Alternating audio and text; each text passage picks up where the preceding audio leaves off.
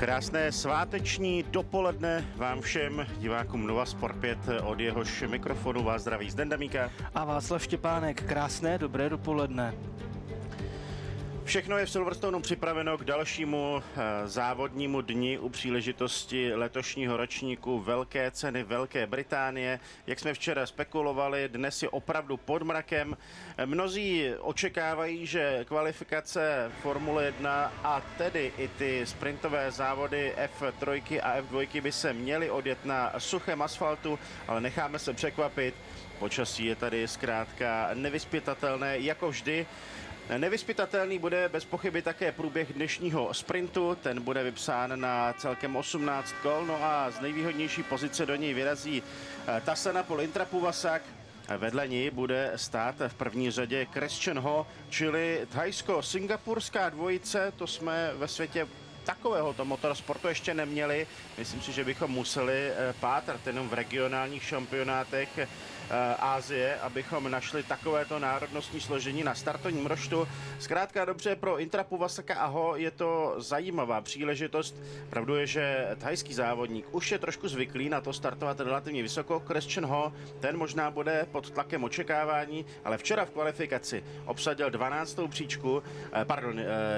příčku a to znamená, že bude startovat tedy z druhého místa. 12. byl Tassana Polintra-Puvasak. Bez zajímavosti není, že po včerejší kvalifikaci se vůbec neměnily výsledky. Ne, že by nám to vadilo, ale nikomu se časy neškrtaly a jediná změna, ke které došlo na startovním roštu, přišla kvůli chování na trati během tréninku a během kvalifikace, a to za blokování soupeře. 3místnou penalizaci dostal Alessandro Giusti, kterého tedy uvidíme až na 17. místě. Za ním nejprve James Hadley, Nicola Marinangeli, poslední řada, před nimi Gerard Chier a Nicola Laporte, který se vrací po té, co dostal distanc jednoho závodu za řadu trestných bodů, které pozbíral. Nikita Johnson a Callum Voisin, veliké zklamání pro domácí borce. Mattia Zagazeta a Louis Sharp, to je řada číslo 12. Před nimi do závodu vyrazí Bruno Delpino a Ivan Dominguez. Určitě i oba dva tito borci doufali v lepší výsledek. Delpina jsme viděli relativně vysoko v Rakousku, Dominguez předtím během víkendu v Barceloně. James Wharton, ten zářil během jednoho z předcházejících víkendů, tentokrát bude startovat až jako 20. Před ním Ducati Taponen, další velké zklamání pro juniora Ferrari. Santiago Ramos a už zmiňovaný Alessandro Giusti, to je řada číslo 9. Před nimi startují Roman Běliňský a Brando Badoer. Běliňský doufal, že na skoro domácí trati se mu bude dařit o poznání lépe. Noah Stromstedt a Brad Benavides, to jsou první z těch poražených, kteří se nedostali do nejlepší 12. Brad Benavides ztratil opravdu jenom 42 000 na to, aby byl dnes na pole position. Nikola Colov a Ugo Čuko zítra budou startovat z první řady, to už se dostáváme k otočené 12. Před nimi Rafael Camara a Mari Boja. Tim Tramnitz a Charlie Ward, řada číslo 4. Martinius Tenzor, dost možná černý kuň tohoto závodu, protože se mu tady v minulosti taky dařilo, bude startovat ze 6. místa. Před ním Laurens van Hepen, ten si myslím bude muset krotit své emoce, on mívá hodně divoké starty a potom mu odchází pneumatiky. Teofil Nael v barvách Van Amersfoort Racing na 4. místě, Noel on před ním. No a tuhle dvojici už jsme zmiňovali. Christian Ho odstartuje z druhého místa a Tassana Polintra-Puvasak vyrazí do dnešního sprintu z pole position. Je to nádherně promíchané, konec konců první 8 pilotů startuje z 8 různých týmů, což je určitě unikát, který jsme letos asi ještě neviděli. Máme to poměrně velmi dobře zamíchané. Podívejte se také, jak je tady nabité startovní pole, protože jezdci AIX startují až už vlastně v té poslední zatáčce, až takhle je nabité startovní pole. Ve Formuli 3 měl trošičku menší potíže na rozjezdu Teofil Nael, to by byla velká škoda, protože má na dosah další velmi zajímavý výsledek. Nakonec se zdá, že se všichni rozjeli v pořádku, to je samozřejmě to, co chceme vidět. Máme pod mrakem trochu jiné podmínky, než které panovaly včera. Včera tady bylo sluníčko, dnes to vypadá na typické anglické počasí. Uvidíme, zda přijdou i nějaké kapky deště, ale minimálně pro dnešní sprint F2 a F3 samozřejmě tohle nehrozí, takže bychom se měli dočkat celkem poklidného závodu, minimálně co se týče počasí. Tak tady hodně vyletělo z nečistot z vozu Tassana Polintra-Puvasaka. Podal to právě ještě na kondenzát z chlazení. Poslechněme si trojlístek nejlepších na startovním roštu. Of course, we start P3, so I think so tomorrow it's gonna be interesting with the weather. Let's see how it's looking, and I think so the best is to go for it in the first laps because after that, maybe we have a lot of safety cars. I'd say the pace is not too bad. I'm not sure. I've never been here, and also I think it's the team's first time here in F3 as well. So, not sure where we're at with race pace, but hopefully it's as good as qualifying, and hopefully we can fight for some points. Hopefully we can nail the start, get a good start, and hopefully pull away in the first few laps, so I can manage a bit of a gap for the end of the race. But yeah, anything can happen. We're really looking at into the start with the team because obviously in Red Bull Ring had a problem with that, but hopefully it all gets sorted. Tak Noel Leon, to je prostě pesimista, ten říkal, že bude potřeba tlačit na pilu hned v úvodu. Uvidíme, jaké bude počasí, ale tlačit na pilu se bude z toho důvodu, že poté by podle ní mohlo hrozit velké množství safety carů, takže chce se rychle prodat pokud možno před Christiana Ho a Tassana Pointrapuvasaka. Druhý muž na startovním roštu říkal, že snad se mu podaří odjet dobrý závod a budou z toho nějaké body. On už v podobné situaci trošku byl, a to během víkendu na Sachíru, kde z toho bylo 8. a 10. místo, čili tohle je příležitost po třetí v sezóně bodovat. Tassana Pointrapuvasak. Snad nám vyjde start, v Rakousku jsme měli problémy, doufám, že tady to bude dobré a že získáme řadu bodů. Nikdo se tam nepřihlásil do boje o vítězství, Vašku. Před víkendem nebo před i sprintovým závodem na Red Bull Ringu jsme slyšeli, já jedu na vítězství, já chci být na bedně. Tady pánové se spokojí s body očividně, anebo jsou pověrčiví. To vyhraje Colov. Po startu z 12. místa, ne, samozřejmě vtipkuji, ono opravdu bude záležet na tom, jaký start budou mít. Je pravda, že z té trojice, která vede startovní roš, má nejvíce zkušeností Tassana Pointrapuvasak a Noel Leon. Pravdou ale je, že musíme brát v potaz i formu Premy, která opravdu velmi kolísá. Začíná to vypadat, že se trošičku už zvedá, ale není to pořád ta Prema, na kterou jsme byli ještě loni zvyklí a nemá takovou tu sílu, ten tah na branku, kterou má letos například Campos nebo pořád Trident. Nesmíme zapomínat, že lídr šampionátu je právě z týmu tohoto italského trojzubce a Campos také celkem nabral s přechodem na nová pravidla, takže z této trojice, teď ji máme krásně v záběru, si troufám říci, že Tassana Pointrapuvasak má nejlépe rozdané karty, ale sám zmínil, minulý týden pokazil start a ten je samozřejmě velmi klíčový. Nesmíme také zapomínat na to, že je za nimi velmi zajímavá střela Teofil Nael, který umí doručit velmi zajímavý výsledek. Už nás letos o tom párkrát přesvědčil, že opravdu přijde jako uragán a dokáže vymyslet i z nepříliš dobře vyvíjející se situace něco velmi zajímavého, takže si počkáme za pár okamžiků, uvidíme, kdo povede celé startovní pole v nájezdu do první zatáčky. Epi, a dříve byla jakousi známou zatáčkou mezi druhým a třetím sektorem po rekonstrukci v roce 2010 a následně přesunutím startovní rovinky právě na toto místo na Hamilton Straight. To je trošku atypické, že už máme rovinku pojmenovanou po stále aktivním jezdci ve Formuli 1. Tak. No především jsou tady dvě DRS zóny, kde se bude, na jejich konci se bude dát dobře předjíždět. Zelený prapor zavlál a to znamená, že startér může spustit finálovou proceduru před startem závodu. Tak co bude to hned? Ano, je to skoro hned. Červená světla zasla a v tuhle chvíli závod z sprintu na Silverstone na 18. startuje Tassana Pointrapuvasak, nevěděl, koho má bránit, ale nakonec se zjedete a drží první pozici. Dopředu se tam tlačil také Martinus Tenzorn v těch oranžových barvách McLarenu, čili v tuto chvíli se dere dopředu. Byl tam ještě také pěkný souboj s Rafaelem Camarou. Noel Leon, ten naproti tomu je velikánským otloukánkem, teď byl úplně zahnán na výjezdu z úseku Arena, daleko na vnějšek a ztratí další pozice. Pointrapuvasak vede před Justim na třetím místě. V tuhle chvíli bude Teofil Nael, který se tam dere dopředu. Ještě se tam pokusí zvnějšku zaútočit na Christian z nájezdu do zatáčky Laffield a Brooklands a teď už závodníci budou muset jít hezky pěkně za sebou, i když to možná tady ještě neplatí. Vedle týma Tramnice tam vykukuje jeden ze závodníků, který se snažil tlačit dopředu. To by měl být podle live timingu Rafael Camara, ne, tak je to Charlie Wurz, který se tady tlačil se startovým číslem 6, udělal chybu, teď tam zablokoval ještě Camaru, který vystupuje nyní ze závětří a pokusí se dostat před týmového kolegu. Oba dva tam možná malinko trošku blokuje na tom černém stroji strojku Ugo Čukwu. Buď jak buď, fantastický souboj, jak tady Charlie Ward vydal kameru, no první kamera to ustála, teď mu to oplatí a hned 3 tridenty vedle sebe, ještě se tam tím připojil třetí do party. Zdalo se, že možná tam bude nějaká velikánská rvačka, do které se ještě připojí Noah Strömstedt a ta rvačka pokračuje. Tak Charlie Ward versus Rafael Camara, Vašek se tady drží za ústa, nemůže ani mluvit. No Camara prostě nechce se vzdát té myšlenky, že by šel před svého týmového kolegu. Charlie Ward tam hodně brzdí, no a tohle už je voda na mlýn Bradu Benavidesovi, který se dokázal připojit k téhleté skupince a ze 13. místa pokukuje po nějakém zlepšení, no ale teď už přijde sklidnění, protože je tady virtuální safety car a to kvůli stojícímu vozu Branda Badoera.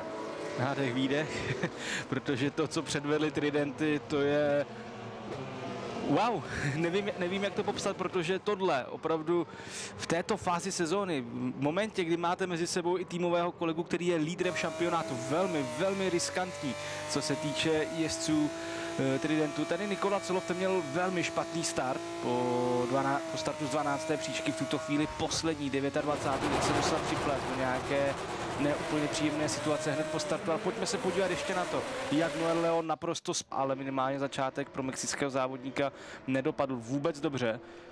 Já stále hledám ještě, kam se připletl Nikola Colov, ten tady ještě v tuto chvíli figuruje. A tady byl postrčený Brandem Badoerem. Tedy vysvětluje právě i to, jak se Brando Badoer vyřadil ze závodu a teď se ještě na to pojďme podívat z pohledu Nikoly Colova. Ťuk.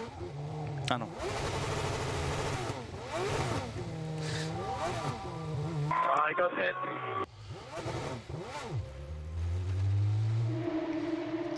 Brando Badoer se takto zahrabal, Nikola Colov svému týmu vzkázal, že byl trefen.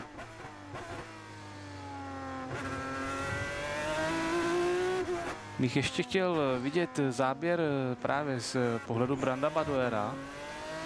Zda to bylo z jeho strany unáhlené, či tam opravdu viděl nějakou reálnou šanci z pohledu Nikoly Colova, který byl vepředu. Jsme to úplně moc nevyčetli, ale zdálo se, že tam úplně Brando Badoer neměl nárok. Z toho vnějšího pohledu z dálky tam bylo vidět, že Badoer to tam prostě poslal naprosto bezmyšlenkovitě a ještě jak se snažil dál zrychlovat, když už byl prakticky zaklesnutý do monopostu Nikoly Colova, nad tím zůstává rozum stát a myslím si, že tady u Premy také přemýšlejí, co se to asi jejich svěřenci honilo hlavou. Taková poznámka pod čarou. Nikola Colov může být rád, že nemáme rok 1989, protože tehdy došlo k tomu, že byl Ayrton Senna penalizován za to, že v Suzuce neprojel celou tu šikanu. Colov dostal náraz v nájezdu do arény a vracel se vlastně už rovnou na opačnou stranu dráhy, čili neprojel tam regulérně 2 zatáčky. Nevidím zatím žádnou informaci o tom, že by měl být Colov nějakým způsobem penalizován. Selský rozum by to vyhodnotil jako velmi tvrdý trest, protože konec konců bulharský závodník ztratil všechna místa, v tuhle chvíli krouží poslední 29. ale přeci jenom Colov se horečně vracel na dráhu, tam bylo vidět, jak jel za ten medical car.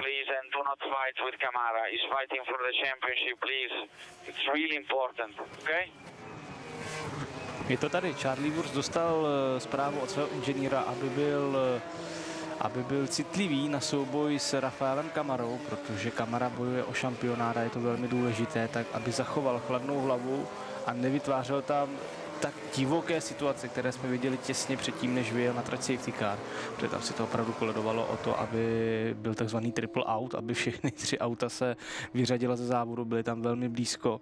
Hlavně v zatáčce Stouff, tam to opravdu dokonce i Charlie Wurz poslal až za samotné hranice okruhu. Camara byl na vnějšku až už za čáru a za obrubníky.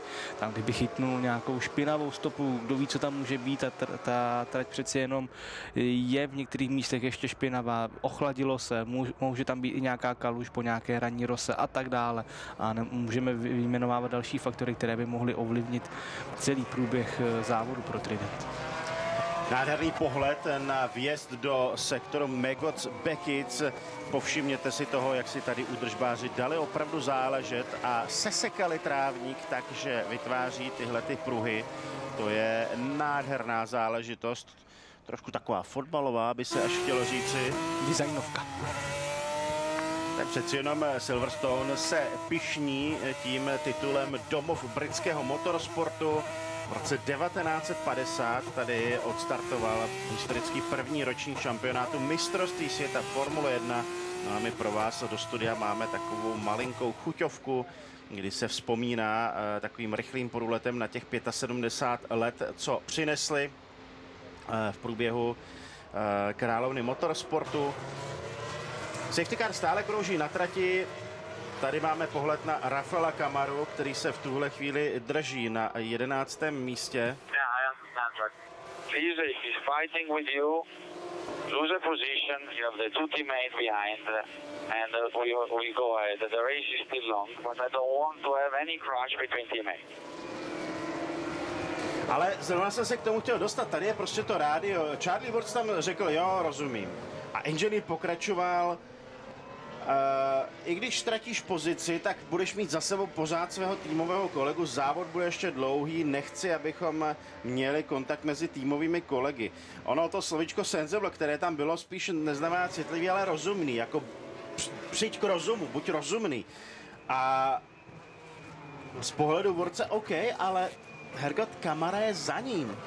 To je skoro takové, jako kdyby mu řekli, ale nechal se vyvést hodně na vnějšek a pochopím tu frustraci, že už nechtěl ztrácet další místa. Tady to ostatně vidíme. Ten první z tridentů Charlie Wurz tady dostal dokonce možná i bodyček od Tima Tramnice, nebo musel alespoň uhnout, aby Tim Tramnic do ní nenarazil. Ale potom Rafael Camara byl za ním a tady Camara byl na vnějšku. Neměl kam zrychlovat, před ním byl Ugo Ogočukwu. Charlie Wurz si prostě jel svojí stopou, byl to drsný souboj, ale rozhodně bych to neviděl tak, že by schválně vytlačoval svého soupeře nebo ho vyvážel. Já si myslím, že Trident je opatrný, to je taky pochopitelné, ale Charlie Wurz by tohle mohl brát trošku jako křivdu, protože byl před svým kolegou a ještě nejsme tak v sezóně, aby se jel poslední závodní víkend na Monze a říkali, jo, Camara, prostě potřebujeme 2 body, abychom šli před Colova. Možná trošku ukvapené, ale to je pohled nás, kteří neprovozují tým Trident, kteří tady to jenom komentují a baví se tím. Budeme si přát, aby závod byl co nejdramatičtější. Mimochodem také jste mohli vidět nový safety car, respektive safety car v jiných barvách, tentokrát v oranžovém. Mercedes tím tady dává do pozornosti svůj nový model vozu v oranžové barvě, proto také oranžový safety car. I prvky Mercedesu ve Formuli 1 jsou do oranžová. Teď už pojďme na restart. Tasana Pol Intra Puvasek to zvládl velmi dobře, pohlídal si situaci. Teofil Nile je ale velmi blízko, ten dá se říci, že počítal s tím, jak Intra Puvasek závod rozjede. Tridenty stále za sebou, tam zatím k žádnému náznaku boje nedošlo, budou pravděpodobně dosti opatrní. Teď už se to trochu sklidnilo, jsou tam přeci jenom nějaké mírné rozestupy, myslím si, že minimálně nějakou chvíli bude takové udržovací tempo, ale uvidíme. No, já se obávám, že Indra Puvasek vůbec není v pohodě, protože při průjezdu šikanou Vale v nájezdu na cílovou rovinku tam mu dokonce ustřelil zadek, jak moc agresivně si šlápnul plynový pedál. Tady krásný manévr Martinuse Stensona, který jde před Christiana Hall. To je souboj o 3. místo, no souboj. A prostě manévr na 3. místo, Christian Hall už bude muset hlídat zpět na zrcátka, Laurens van Hepen je připravený, no a Rafael Camara versus Charlie Wurz. Děkujeme režii za tohle fantastické zprostředkování celého souboje. Camara z vnějšku, Wurz mu tam nechal místo, ale sám si bude držet svoji stopu. Tady je hodně velký provoz. Nakonec Camara půjde před Wurze a takže netrefil Ogočukwu. Intra Puvasek tak drží první místo tady stále, ale ještě souboj všech 3 tridentů a Charlie Wurz se nechce smířit s tím, že by měl Puvasek tam hodně klouže, to je jak jízda po ledě, nikoli po závodní dráze, tohle je hodně divoký průjezd sekcí Megutz Bekic. Tady si myslím, že Indra Puvasek nabere tak velké časové ztráty na této rovince Hangar Straight. Pojďme se kouknout na to, jak se Teofil Nile blíží, ale ještě nemůže využít systém DRS. To je to zásadní. Kdyby měl DRS, věřím tomu, že Teofil Nile už v nájezdu zatáčky Stouv bude lídrem závodu. No, Charlie Watt se zařadil za Kamaru, prostě jede za ním, proč by měl úplně zpomalit, dál vyvíjí takový nenápadný tlak na svého týmového kolegu, ale hlavně u Tridentu bude zlá krev, protože za Charlie Wurtzem byl Noah Strömstedt a ten se okamžitě posunul doprava, ukazoval se mu ve zpětných zrcátkách, proč já být Wurtzem, tak budu naštvaný a řeknu, hele, já vám nechal jet Kamaru, nešel jsem do něj teda tak ostře, ale do prčic, proč nebrzdíte Strömstedta, který na mě hned tlačí? Tady to je hodně divoké mezi Intrapovasakem a Naelem a Nael to zvládl naprosto výborně. Intrapovasak jej vytlačil nejprve mimo trať. Ale bude muset vrátit pozici. Tady si myslím, že to asi bude, ano. Zdá se, že Nael se snaží, nesnaží se uhnout, on se snaží rozbít právě ten aerodynamický pytel, který teď poskytuje Intrapovasakovi. No, já si nejsem jistý, on tam tak nějak divně uhýbal. Jinak incident mezi, nebo s Lacortem a Hedlim, nedodržení pravidel o virtuální safety caru. Hedley před Lacortem, tak možná Hedley předjížděl Lacorta. Kdyby to bylo obráceně, tak tady už bychom znovu otevřeli nový lístek italskému závodníkovi, který sbírá body. Akorát sbírá trochu špatné body, no. No, je to tak. No, Théophile Nael, já mám teď pocit, že prostě už pokrčil rámeny a řekl si, hele, já na to kašlu a jedu. Od kampusu jistě přijde nějaký report, nějaký protest na ředitelství závodu, protože Théophile Nael byl zkrátka celým vozem mimo trať. On byl za Intrapovasakem, dá se to teď... We might or we do. Stand by, we might have to. No, tady je prostě informace od Théophila Naela. Možná budeme muset dát pozici. A Nael říká, možná, nebo musíme, možná. Uvidíme, počkej. Incident je vyšetřován. Já si myslím, že prostě měli mu natvrdo říct vrať pozici, ať jsou s oblige, protože jestli tohle to už bude, jak to říct, u fotbalu se říká zahrané, jestli tohle bude, no řekněme zahrané, zajeté. To je trošku jiný význam. Jestli tohle už bude prostě zahrané, tak pak už by ten Théophile Nael nemusel dávat pozici a nebylo by mu to započítáno. To by mohl třeba Intrapovasak říct, no já jsem ho prostě předjel. Ale je to hrozně takové diskutabilní. Tohle, jestli tým Fan Amersfoort Racing chce mít pohlídané, tak by měl tu pozici vrátit zpátky, protože bylo vidět, že Nael je rychlejší než Intrapovasak a nedává úplně velký smysl nějak otálet. Hlavně získají tím také čas, tím, že před sebe teď pustí Intrapovasak například teď na konci 8. kola, ten má dalších 10 kol na to, myslím tím Naela, aby se znovu dostal na první místo a při té rychlosti, kterou Nael ukazoval, tak si myslím, že by to byla jen otázka času, než by se na první místo dostal znovu více regulérním způsobem, protože teď si myslím, že Nael nejede úplně naplno, snaží se právě držet tak nějak před Intrapovasakem, aby nestrácel tolik času a aby potom, například, když by si vybudoval 5-6 sekundový náskok, tak aby mu poté nebylo řečeno tak a teď vrať pozici, protože to by bylo mnohem více bolestivé. Ale je to chyba týmu, protože Théophile Nael dělá přesně to, co má, to znamená jede na trati a počíná si dobře, drží se prostě pořád zhruba v tom stejném odstupu před Intrapovasakem a vyčkává na to, co mu tým řekne. Mimochodem zajeli nejrychlejší kolo. Co víc si od něj přát, ale prostě tým by měl mít tady jasné slovo, nebo jasně se rozhodnout. Teď už si myslím, že prostě by mu měl říct, hele, no tak jeď a uvidíme. Jinak incident mezi... Kent, respektive ta diskvalifikace Colova, tím se, dá se říci, vyhnul nějakému případnému tlaku, protože my jsme se minulý týden naučili s tím, že mezi Kamarou a Colovem je rozdíl jednoho jediného bodu. To už neplatí, je tam opět nějakých 26 bodů. A tím, že teď Colov je na samém chvostu startovního pole po té nehodě, která přišla, tak Kamara nemá jednoduše důvod riskovat. On moc dobře ví, že ty velké body se rozdávají zítra. Tam právě má tu horší pozici v porovnání s Colovem. Tam bude muset ukázat to, proč si zaslouží být letošním šampionem, byť už nám to v úvodu letošní sezóny ukázal. V tuto chvíli nemá úplně, kdo ví, jak velký důvod zbytečně riskovat. Byť už dneska jeden riskantní moment v jeho závodě byl, ale nebyl vyvolán jím, Kamarou. Kamara tedy jede s rozvahou, doufám si říci, že takhle je to pro něj v tuto chvíli dostačující.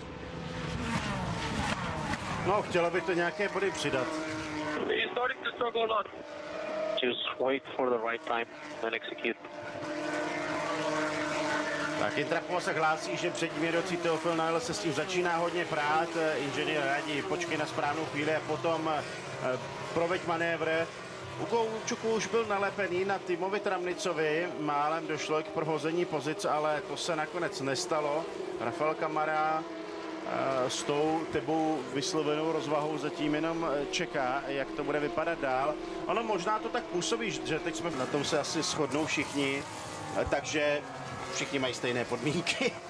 Zrovna jsem chtěl říci, že Campos mluví o Nailovi, že se trápí s pneumatikami. Ale kdo se nejvíc trápí, promiň, to je Tim Tramnic, protože teď pustil nejenom Ugo Určuku a před sebe, ale je tam také Camara, je tam také Wurz. Ugo Určuku šel před něj už o něco dřív. Tramnic teď pustil tady během krátké chvíle 3 pozice. Klesá na 11. místo. Těsně za ním Noah Straustedt, který už tam taky vykouknul. No ale Camara neměl úplně hladký předjížděcí manévr. To, co měl vyjeté na Wurze, je rázem pryč a Charlie Wurz za ním. A teď bude mít DRS, zatímco Camara nikoliv, protože ten už ztrácí sekundu a čtvrt na Ugo Určukua. Pohled na Terna Intrapuvasaka, který působil, že jede o poznání pomaly vizuálně, ale tady ten úhel kamery docela zkresluje. Vedoucí trio se jednoznačně oddělilo od ostatních pronásledovatelů. Mimochodem Christian ho pořád drží tempo, nebo skoro drží tempo Laurence van Hepena. Tady je vidět, jak mu pomáhá to DRS a tomu hodně pomáhá v souboji s Marim Bojou. Je tam potom další odstup, kdy Noel Leon na 7. místě ztrácí přes 2 sekundy. Christian Hornes jede ale opravdu velmi pěkně, drží tempo, drží i jezdce za sebou. Charlie, we advise Camara to push now, so follow him. Do not fight at the moment, please. Charlie, řekli jsme Camarovi, ať teď zatlačí na pilu, tak ho následuj, v tuhle chvíli s ním nebojuj, prosím. Proč ta poslední věta, proč? Wurz si teďka bude myslet, aha, tak Camara mi na konci závodu vrátí pozici, nebo jak? No, snad nebude mít tyhle ty myšlenky. To velmi špatně odkomunikované celkově od Tridentu, to zacházení s piloty v dnešním závodě. Jinak musíme říct, že jezdci dokážou mezi sebou spolupracovat, ale to z nás už o tom několikrát přesvědčili. O to větší překvapení je, jak moc dnes Trident tápe mezi situaci mezi svými piloty. Tady velký problém Tima Tramnice, to je důvod, jak se dostal Camara vpřed a následně také Charlie Wurz. Tady ještě to máme z pohledu Rafaela Camary. Tak. No, byl tam kontakt. A to nebyla úplně závodní samoobsluha ze strany Tima Tramnice. Právě, Camara do něj malinko ťuknul. Tohle byl ještě Teofil Nail, který vyjel mimo dráhu. A ty pneumatiky nedrží a nedrží téměř na všech monopostech. Ono někdy, jestli v tomhle místě právě zkusí vyjet možná lehce mimo trať, protože už i do formulových šampionátů se dostal tenhle ten nešvar, který dříve jezdili cestovní vozy, potom sportovní vozy a nyní i formule, to znamená vyjedete mimo trať tam, kde není vyasfaltováno, tam, kde není obrubník a soupeři za sebou trošku špiníte, což je docela nepříjemné a může to vyvádět ze soustředění a z nějaké závodnické pohody. Pravdou je ale, že Nail tam byl hodně mimo, takže dá se očekávat, že až takhle, jestli to vůbec plánoval, tak rozhodně ne takovouhle měrou. Na druhou stranu vzal si teď nejrychlejší kolo od Intrapu. Ugo Určuku využívá systém DRS. Teď jsme se přestřihli opět na souboj o první místo. Podle live timingu se zdá, že Noel Leon odolal tlaku svého amerického kolegy. Teď už jsou v prostoru Lafield. Tady ten velmi rychlý prostor, který nás právě přiveden sem do tohoto prostoru na starou startovní rovinku právě zde do roku 2010. Byly starty ve Velké Británii. Od roku 2011 už to tedy přesunulo na jinou rovinku pod názvem teď už tedy Hamilton Straight. No a Marie Boja začíná tlačit na Christiana Ho.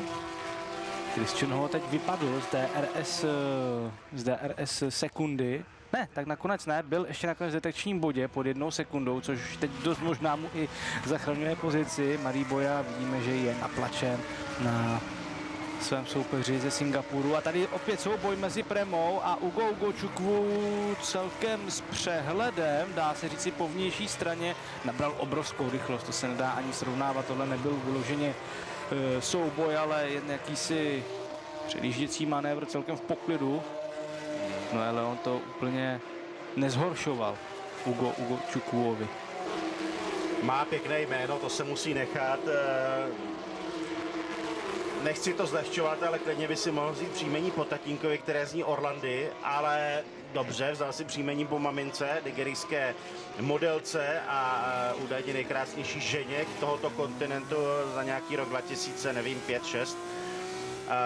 Ugo Chukwu, zajímavá i kombinace vlastně křestního jména a příjmení, to je jak kdyby se jmenoval Štěpán Štěpánek skoro. Znám také jednoho, takhle. Akorát tady je to vyhnané do extrému, no ale máme Den slovanských věrozvěstů a máme tady několik borců, kteří mají boží jméno.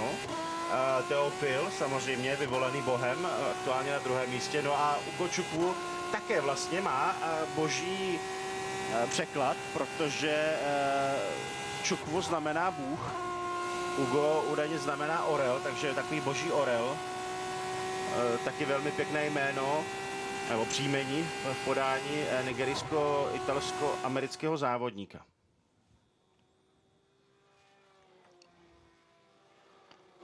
No, boží orel začal počínaje druhou polovinou sezóny rozjíždět své výkony. Už to konečně začíná trochu vypadat, že by se na sebe... Byť byl sice potom velmi tvrdě penalizován, ale rychlost měl na to, aby dojel na stupních vítězů. Zítra bude startovat opět z velmi vysoké pozice. Teď bojuje s Noelem Leonem o body. Konečně už to začíná vypadat, že bychom přeci jenom Ugo Chukwua mohli celkem častěji vídat na těchto bodovaných pozicích.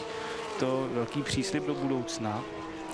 Už si právě před sezónou upozorňoval na to, že tenhle americký závodník v sobě má přeci jenom něco. Je to kouzlo toho, že to nebude pilot, který by měl skončit ve Formuli 3, že by Formule 3 měla být jeho píkem jeho kariéry, respektive vrcholem, chcete-li. Tady je ještě jednou opakovaný záběr toho, jak se Marie Boya dostal před Christiana Ho. Christian Ho velmi podobně jako předtím Tim Tramnici vyjel ze závodní dráhy. Pojďme se podívat na to, zda to bylo...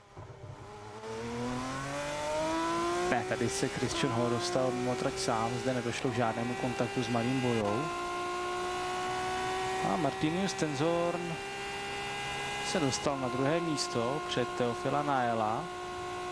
Tady v nájedu do zatáčky Stouf, tedy už ve třetím sektoru. Tady poté ještě jedno probrždění. No a Stenzhorn se může pokoušet ještě ve zbývajících kolech stáhnout Intra Puwasaka. Rozdíl mezi nimi je 1,7 sekundy. Tam jsme teď také viděli členy týmu VAR, jak se koukají společně na průběh závodu. Možná na průběh závodu, co my víme, na co koukali. No a Stenzhorn stahuje desetinu po desetině.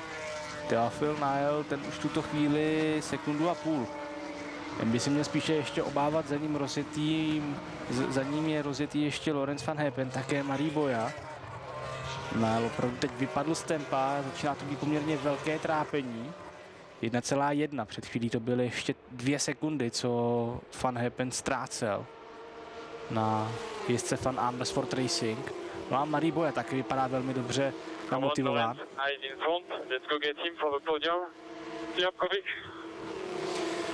Pojďme, Loráne, oči dopředu, dostaneme ho a budeme na bedně. Tak Laurens van Hepen řekl, že se na to soustředí. Christian Ho versus Ugo Chukwu. Souboj 6. místo. Jasně, singapurský závodník ztrácí pozice, ale ztrácí je zatím tak pomalu, že to pravděpodobně bude stačit na bodovanou desítku. Jinak stále čekám, kdy se dostat před Naela a Van Hepena, kteří mu tam udělali nádherný prostor a využil toho dokonale. Mezitím Van Hepen tedy nakonec stále zůstává za Naelem. Nael teď, podívejte se, že výrazněji ztrácí. Tady si myslím, že jen se štěstím by se Nael dokázal udržet v DRS zóně. Uvidíme, Nael teď už ztrácí téměř 1 sekundu. Tady si myslím, že Marie Boya je ve velmi dobré výchozí pozici. No, i když. Tady právě je prostor za zatáčkou Stouv, kdy se měří, zdali jste pod sekundu za svým soupeřem. Ale pojďme se na to podívat ještě jednou, protože tohle bylo kino. Tohle byl opravdu nádherný souboj o 3. místo. Nile byl vytlačen. Vyjel velice divoce mimo tráť, zatáče Stouv, vrátil se v nájezdu do šikany, bok po boku. Tady už jsem myslel, že půjde ven z trati. He hit me, but that's not fair. Tak Van Hepen hlásí, že ho Teofil Nile trefil, nejsem si tím úplně jistý z tohoto úhlu pohledu. A jestli, tak pravdou je, že Van Hepen byl hodně na vnějšku.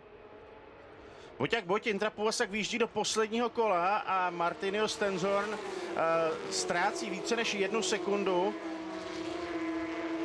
do naší, řekněme, hudební sbírky si možná, co nevidět, přidáme další hymnu, a to You have thajskou. something left. It's time to deploy. Leave me alone now. No, tak je vidět, že nervy pracují na všech stranách. Od kampusu naprosto zbytečná zpráva. Jestli máš ještě něco k dispozici, míněno asi po stránce pneumatik, tady není žádný hybridní systém nebo tak teď je ten čas to tam poslat. Intra Povazak naprosto logicky, teď mi nech. Proč to říkat? Přesně tak. Intra Povazak má celkem pohodlný náskok přes 1 sekundu.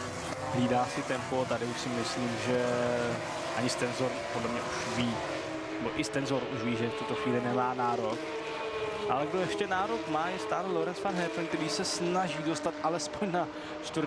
místo, na kterém už byl. On ve finále prodělal ještě 1 pozici, protože před Nila se nedostal, naopak dal dostatečné množství prostoru Bojovi, toho využil. Pojďme se ještě podívat na další pozice, jak to vypadá za elitní 5, to je Ugo Ugochukwu, Christian Ho, Leon, 2 prémie na bodech, tak bychom se tady mohli dočkat konečně nějakých větších bodů pro tento italský tým. Rafael Camara, Charlie Wurz uzavírají v tuto chvíli bodovanou 10, jsou to ale ty menší body. No ale hlavně jejich parťák Noah Storm jste teď úplně propadnul, on klesnul na 14. místo, takže Tridentum to teď ke konci tolik nejede, jinak jsem očekával, že možná Kamara ještě zkusí zatlačit. Hlavně sledujte, jak Wurz ztrácí 10 za 10 s každou další zatáčkou, ještě udrží 10. místo, tedy poslední bod, plný počet, tedy 10 za dnešní sprint, ale získá tento muž a je jim Tassanapol Intra Povazak. Je-li vám tohle jméno příliš dlouhé, tak on sám už přišel s tím, ať se mu klidně říká Tern. Mrk na Uga Ugochukwu, ale ten vlastně to křestní jméno nemusí zkracovat, jasně. Tassanapol Intra Povazak, který vítězí před Martiniusem Stenzhornem a Marim Bojou. Boja zvládnul krásný manévr a získal tedy stupně vítězů. Pro něj to budou stupně vítězů už 3. v téhleté sezóně, poté co byl nakonec vyzdvižen na 3. místo v hlavním závodě na Red Bull Ringu po penalizaci Nikoli Colova, který končí 29. On sice po restartu vystoupal až na 25. příčku, ale potom zase se stoupal dolů. Neviděli jsme, co se tam děje, ale tyhle, a pánové, prominou, hlubiny startovního pole jsou plné velikánských soubojů a doplatil na to třeba taky Tuka Taponen, od kterého jsem čekal nějaký posun. A nakonec končí tedy 19. Tady je 10sekundová penalizace pro Teofila Nila za opuštění dráhy a zisk výhody.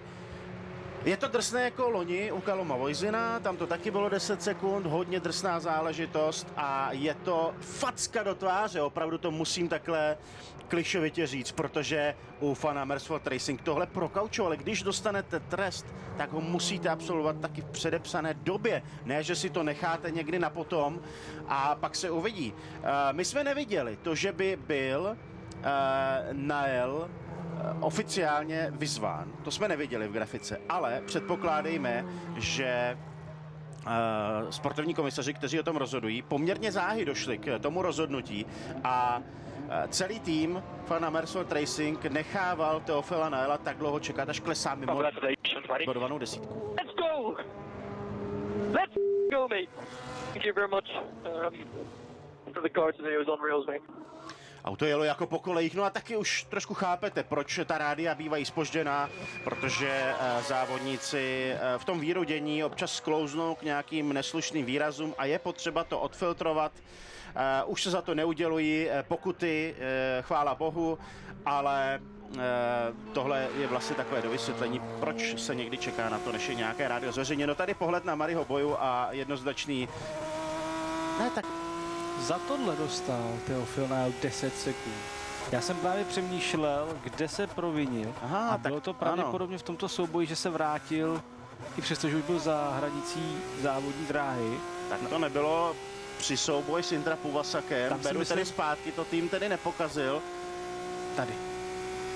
On už byl mimo trať, tam měl Teofil Nál ne, že zpomalit, ale stáhnout se alespoň za Van Hepena, ale on jak nabral tu rychlost a přenesl si ji sebou do další šikany, tak zde vznikl ten průšvih, na který si Teofil Nál teď odpikává. Ale to, čím je to podobné v případě toho manévru s Ternem Intra Puvasakem, je to, že to bylo ve stejném místě a znovu Teofil Nál tu pozici bezprostředně nezískal. On vyjel mimo trať, udržel rychlost, díky tomu potom mohl zase tlačit na Van Hepena, kterého bezprostředně vlastně nepředjel mimo trať.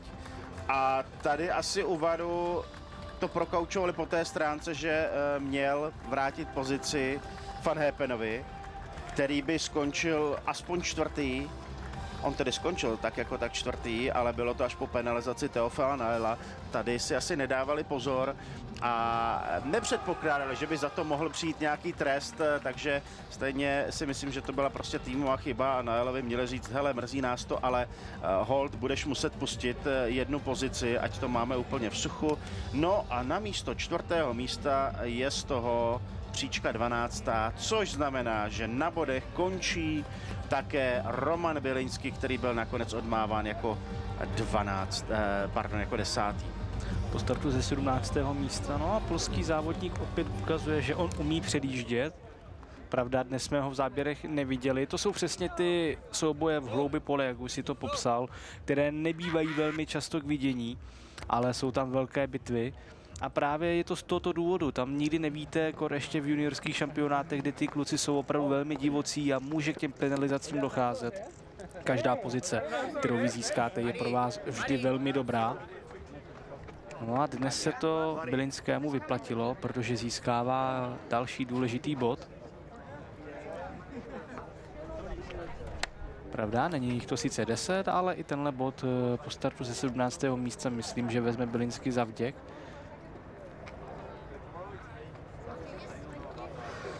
Tak dvojité stupně vítězů pro tým Campos a není u toho Nikola Colov.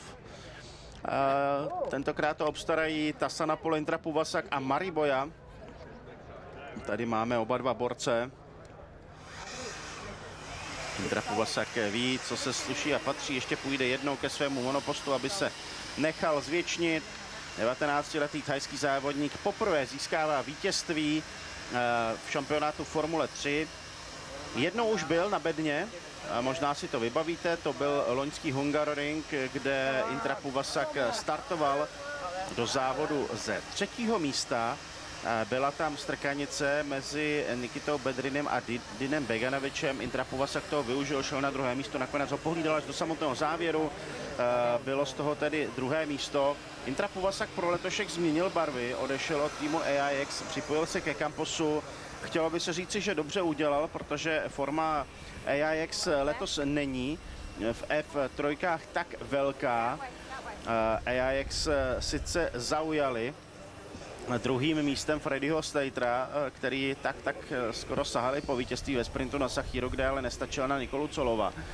Jenomže Freddy Stater potom se vrátil zpátky do GB3 a jeho místo nakonec převzal Brad Benavides, ten nás sice zaujal svými kvalifikačními kousky, hlavně naposledy v Rakousku, jenomže tentokrát se mu nepodařilo dostat do nejlepší 12.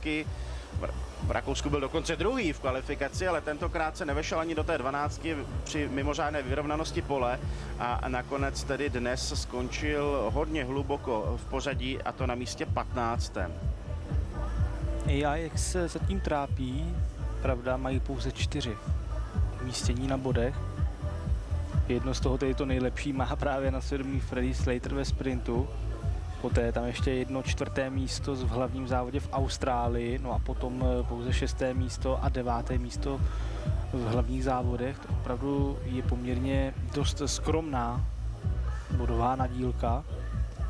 Když to Campos, kam se právě ten Intra Povazak přesunul, tak je vidět, že těží, opravdu těží z těch zkušeností, které ten tým teď má, hlavně i z té jezdecké sestavy, protože má zkušeného Colova, má zkušeného Boju, teď tedy i Intra Povazaka, který už také nejede svou první sezónu.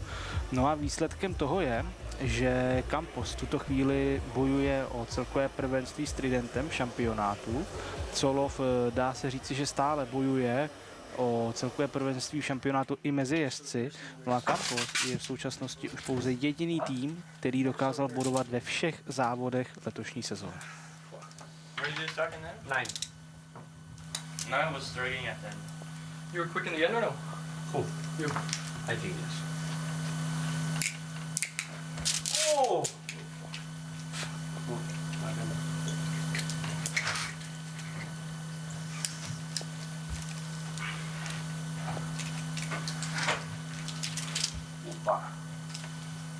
Neo is pushing so much in the beginning. Who? You? Mel. Nah, Yeah, I saw the end. He was struggling.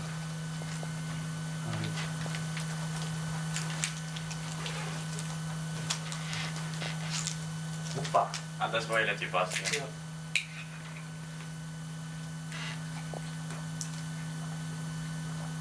I was hoping But you were saving tires in the beginning or no? Yeah, yeah. But I got so much fun draining. You were fast or no? And then catching him or? Him? Yeah. Like 5 laps ago, I was catching him. Front was dead. Do you got front draining as well? 5 years ago. I think for Niall as well. Yeah, you can see the He rear. was losing the rear all the time, yeah. When did you make this move? And no, there I lose a lot of time because he was quite good before the opportunities to overtake, and he had the average from Van Hoppen back then. Where did Niall finish? 4. But I think he got the penalty. Maybe not. Oh. It was nice.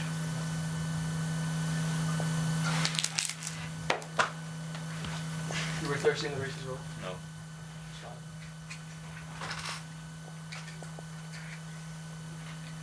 Yeah, Rory to give you some. What? I didn't even think about it. Tak pánové, nebyli úplně mluvní, ale dozvěděli jsme se, že Intra Povazak sledoval, že Nileovi se auto hlavně na zadku vozí neustále ze strany na stranu. Zadní pneumatiky. Martin Justenzon v úvodu závodu šetřil gumy a potom se začal přibližovat, okomentovali tam ten manévr. Martin Justenzon se ještě dotazoval, jestli tam pánové měli problém s dolením předních pneumatik. Ten Intra Povazak řekl, že ne, no tak tady jsme viděli, že přeci jenom ano, ale ne asi takovou měrou. Mari Boja, ten tam hlásil, že ztratil hodně času právě za Van Heppenem s Teofilem Nilem, ale pak už jenom mlčky uznali ten manévr, kdy získal 2 pozice najednou. Martin Justenzon, výborné čtení závodu a věcí okolo, protože tam zaznělo, no ale Nile byl nakonec 4. a Justenzon říká, ne, on dostal penaltu, takže klesnul. Sama Berda také tady máme, tak zdravíme výborného závodníka, který svého času závodil u týmu Igora Salakvardy ve světové sérii Renault, než se stal jezdcem v závodech mistrovství světa vytrvalosti a toho času závodí ve Formuli E. Je samozřejmě jezdcem McLarenu, který ale opouští šampionát elektrických monopostů, protože McLaren se bude soustředit na svůj program v hypercarech, kam hodlá vstoupit pro rok 2027. Takže tehdy bychom měli vidět nějaký oranžový hypervůz na Circuit de la Sarthe a na dalších tratích vytrvalostního šampionátu. Teď už tedy 3 nejrychlejší muži dnešního sprintového závodu F3. No a Tassanapol Intra Povazak se postará o to, že si poslechneme thajskou hymnu.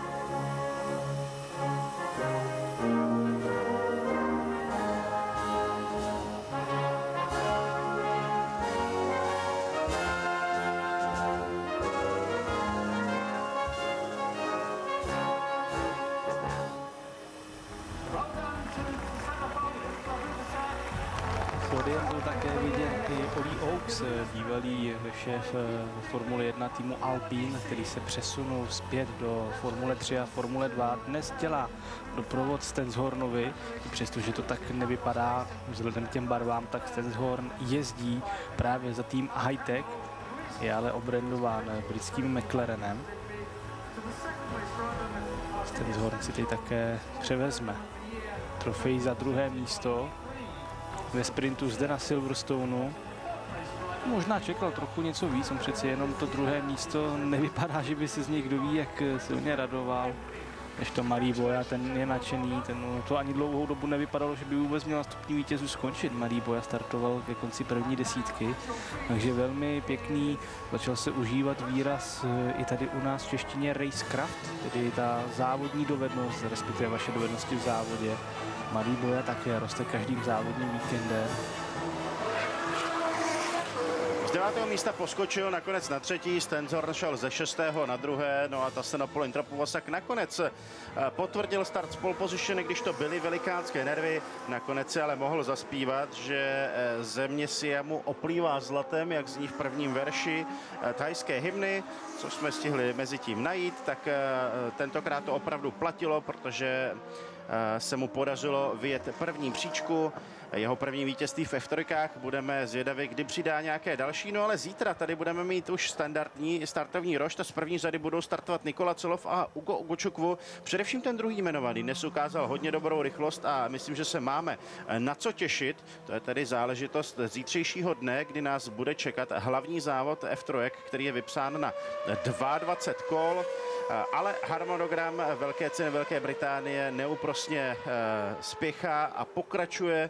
Za chvíli nás bude čekat sprintový závod Formule 2. Ještě předtím třetí trénink Formule 1, ten bude startovat ve 12 hodin a 30 minut, poté sprint Formule 2. Budeme držet palce Romanu Staňkovi, i když ten si vyjel lepší pozici ještě pro zítřejší hlavní závod, kde bude startovat z druhé řady. Pokud jde o hlavní závod F3, na ten se můžete těšit zítra v 10 hodin a 30 minut, 22 kol nebo 45 minut a jedno kolo k tomu. Na pole position Nikola Colov dnes tvrdě sestřelený Brandem Badoerem nakonec dokončil na 29. místě. No a uvidíme, zda zítra Rafael Camara pojede tu údržbu, jakou ty si nastínil, protože od Camary to bylo takové nemastné, neslané, no ale měl jsem pocit, že Tridentum to zkrátka dobře tolik nejelo a potvrzoval to hlavně v samotném závěru Noah Stromstedt, který padal pořadím a byl nakonec mimo nejlepší desítku. Teofil Nael po penalizaci klesnul na 12. místo a dnes to tedy opravdu nebyl jeho den. Vyjmenoval si důvody, proč se těšit na zítřejší hlavní závod Formule 3. Máme tam 3 protagonisty v souboji o vítězství, o celkové prvenství, jsou blízko sebe, Tim Tramnitz také nebude startovat úplně daleko. To všechno už zítra. Myslím, že to je skvělá pozvánka a my se na vás budeme zítra těšit opět na stanicích Nova Sport 5 v České republice na OnePlay a nebo na Slovensku také na Vojo.sk. V tuto chvíli už se s vámi loučí Václav Štěpánek a Zden Damíka. Zítra 10:30 hlavní závod F3, budeme se na vás těšit.